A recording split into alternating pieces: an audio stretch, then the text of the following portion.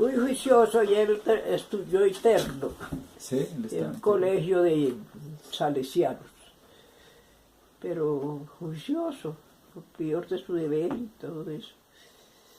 Sí, ¿para qué? Era loco. Ay, Señor misericordioso, no permite de su papá. Que era terrible, era un terremoto. Y fue muy consentido. Traviesa, Sí. de bastante actividad, era un niño que no paraba. Él era hiperactivo, muy espantoso. Era inquieto, inquieto, inquieto. No, eso sí, a él le gustaba, no dejaba nada de su puesto, todo quitaba. Las cobijas las alzaba y se echaba una así. Se levantaba y ahí después, bueno, así cuando estaba en vacaciones. Y subía, bueno, allá se bañaba y luego subía pues a la cama y se acostaba un ratico. Decía, ay mamá, es que tengo frío. Le decía yo, pues acuéstese ahí un ratico a ver. Y luego se levantaba, pero no dejaba una cobija, tenía que llevarla puesta. Lo que más recuerdo de la niñez de su papá era los estragón. Sí, porque si no dejaba nada quieto. Él molestaba mucho, le gustaban mucho los carros, más que toda la maquinaria. Él molestaba mucho con maquinaria. Toda la vida le gustó eso. Me gustó meterse. Toda la vida le gustó meterse a romper, a desarmar, a joder, a fregar, a limpiar, a armar, a inventar. Y tal vez eso hizo que él fuera también, y además muy inteligente. Y era muy despierto, era un muchachito que salía con unas terribles. Recuerdo tanto que cuando llegábamos a visitar a Aura María, que estaba en el colegio de Choachí, de María Auxiliadora de Choachí. Las monjas tenían unos corredores grandísimos en ese colegio llenos de matas, en unos trípodes. Y ese niño no dejaba nada quieto. Él corría por todas partes, hacía cosas en todo lado, se metía por donde menos imaginábamos, entre lo que me acuerdo. Fue de los hijos el hijo malcriado por mi papá, porque fue muy consentido, y él también era muy aferrado a mi papá. Yo estudiaba en el colegio de María Auxiliadora de Choachí, y cuando mi papá y Luis Felipe llegaban a visitarme, había una hermana que era la que siempre atendía las visitas de las internas, y Luis Felipe llegaba. Una vez que llegaba a la sala, entraba a la sala, no quedaba ninguna silla en su lugar. Todo lo desbarataba. La hermana Medina Rojas decía, llegó el terremoto. No, pues que la niñez es muy agradable, muy rica. Jugábamos a las escondidas, jugábamos en los trigales, en los potreros de la cebada. Jugábamos con Ceci, que era la que nos alcahueteaba todo, primero el oficio y después el fuego. Era muy rico. En las canecas, nos rodábamos las canecas por toda esa bajada. Lucho siempre estaba. A Marta le hacíamos la vida imposible, pero jugando. No, eso era con las lagartijas, con los ratones. Como ella era tan miedosa, la corríamos y pues nosotros risa y ella lloré. Recita, eso sí, pero muy rica, muy rica. Cuando él con Estela cogían los lagartos, él cogía los lagartos, animalitos que habían en la finca. Pero en la calera había lagartos. Sí, uy, había lagartos. De todos los animalitos, es que uno no se acuerda de todos las miguas. Y él cogía lagartos y un día con Estela se fueron.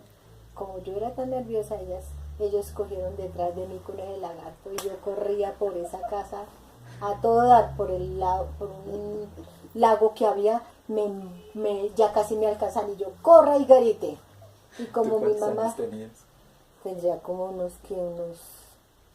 8 o 9 años.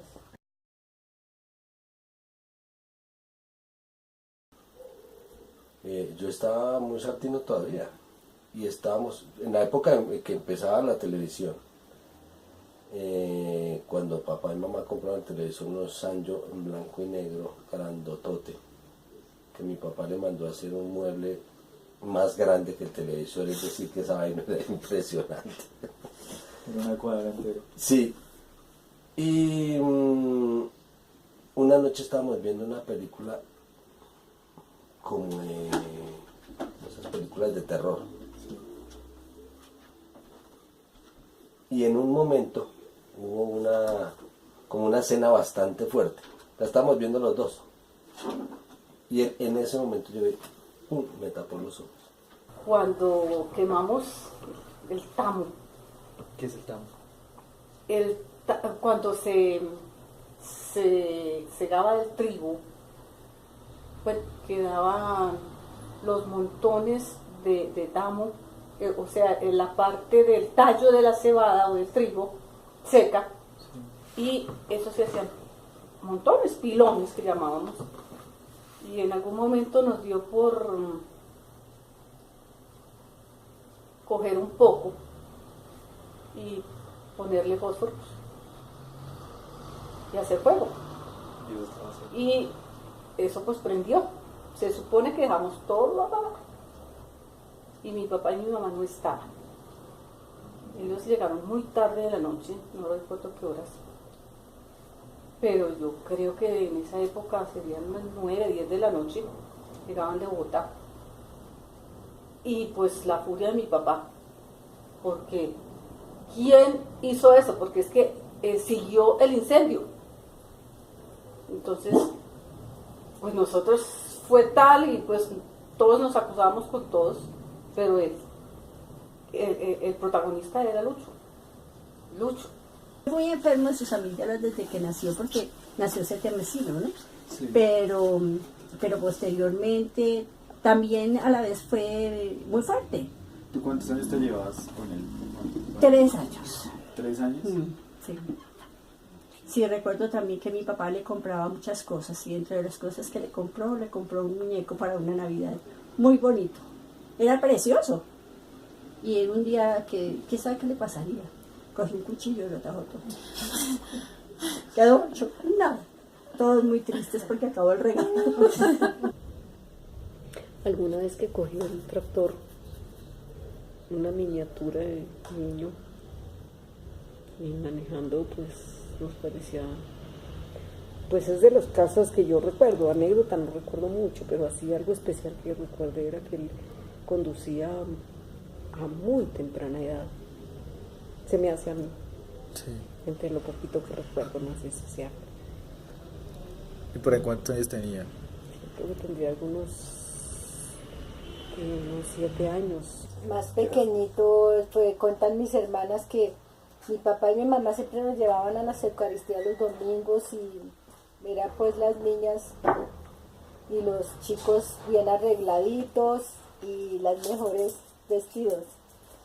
Y ellas cuentan que como en una Semana Santa, creo, no estoy segura, pero era una iglesia, la iglesia se llenaba mucho de gente, y él cogió a 2 señoras y los pañolones que se usaban en ese entonces, amarró, y al momento las señoras de salir, pues cada una agarraba para un lado y para el otro. ¿Y quién fue? Lucho y yo fuimos un poco distantes, pero siempre preocupados. El hecho que no estuviéramos todos los días hablando, encontrándonos, no significaba que no viviéramos el uno para el otro. Aunque fue una relación así como lejana, sí, hay momentos que marcan, indudablemente. Y pues así que recuerde de Lucho, pues momentos como su grado de bachiller, en la misma compañía de mi matrimonio. Eso lo recuerda uno con amor, pero con tristeza. La presencia esa ausencia, indudablemente, pero fue un excelente hermano, como todos, con sus defectos, con sus formas de ser, que a veces es tan difícil aceptar al otro. Pero si yo me acepto como soy, puedo aceptar al otro. Cuando yo entré a la comunidad, pues él todavía era un niño. Sí.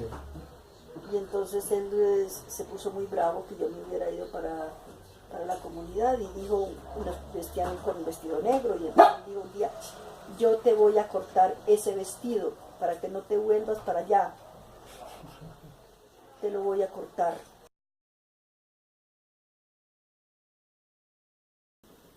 ¿Qué le diría yo a su papá en este momento? Que lo amo. Que su papá, aparte de muchas cosas, me hizo conocerme también. En muchos detalles.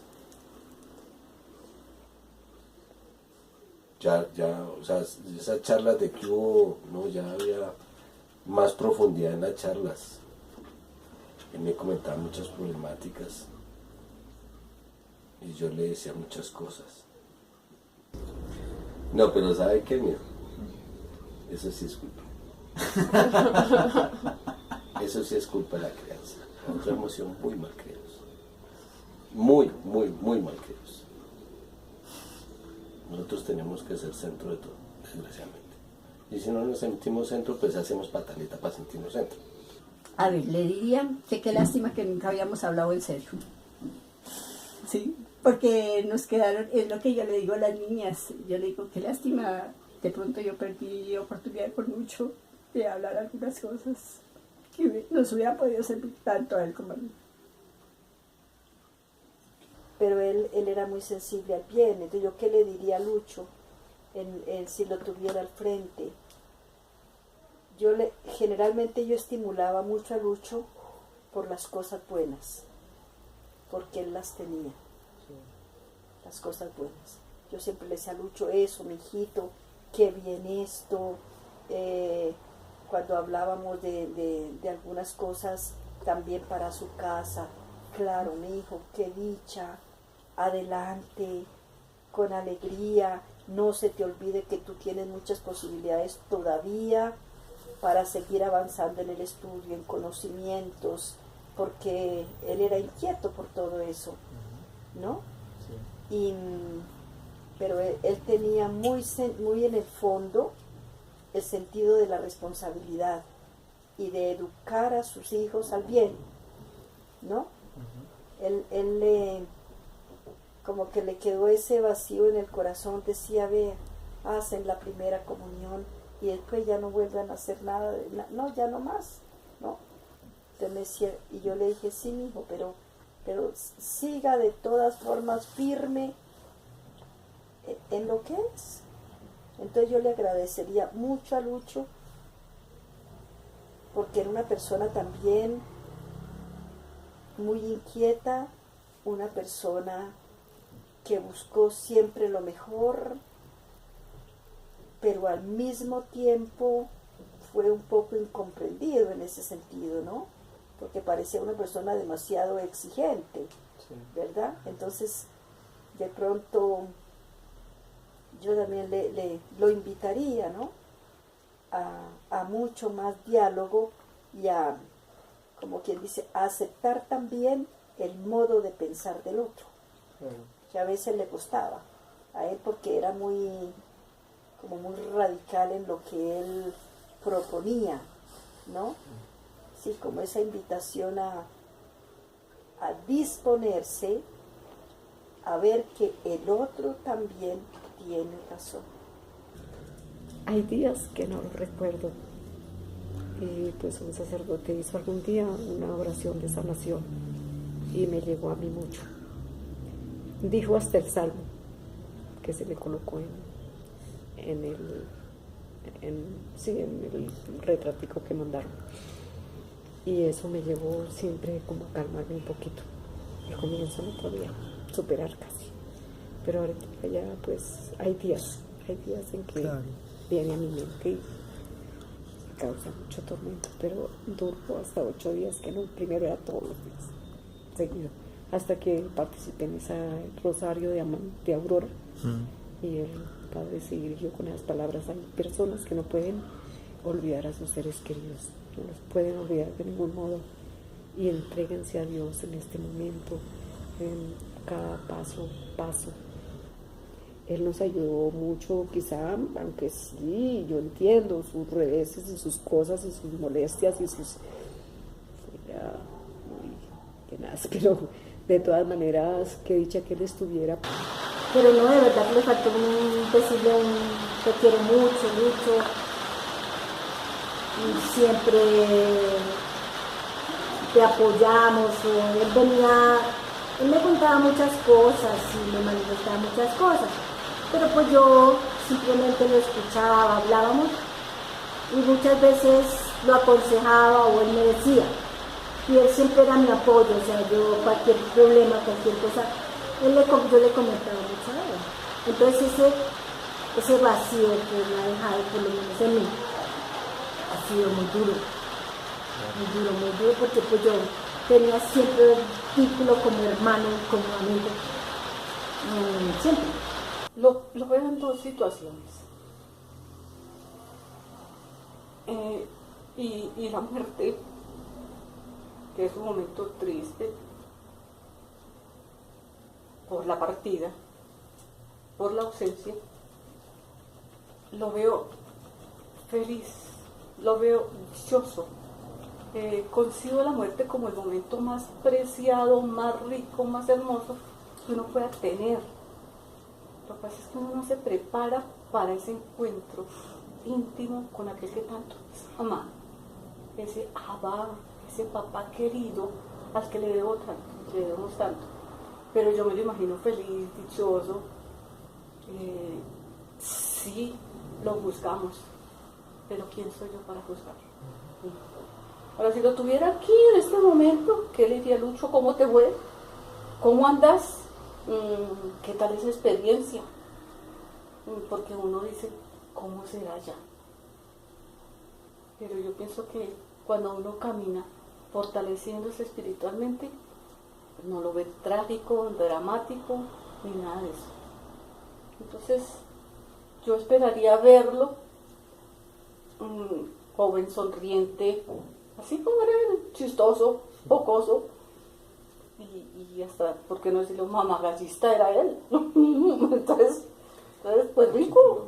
Sí, no, así me lo imaginaría. Ay, los hijos de la guerra. Sí, que lo dices ahora. Pero bueno, ¿qué se hace? La falta que hace ellos sí es muy, muy terrible.